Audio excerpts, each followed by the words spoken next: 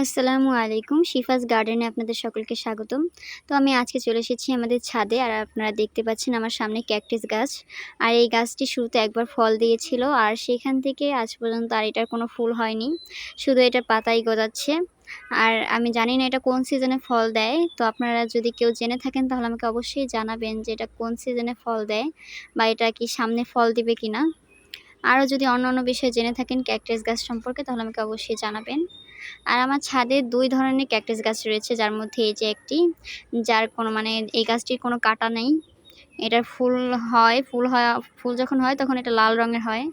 আর আমার ছাদে আরেকটা গাছ রয়েছে, এই যে আরেকটি ক্যাকটাস গাছ। আর এই গাছটিতে প্রচুর পরিমাণে কাঁটা, আর এটা শুধু ফুলই হচ্ছে, কোনো ফল হচ্ছে না।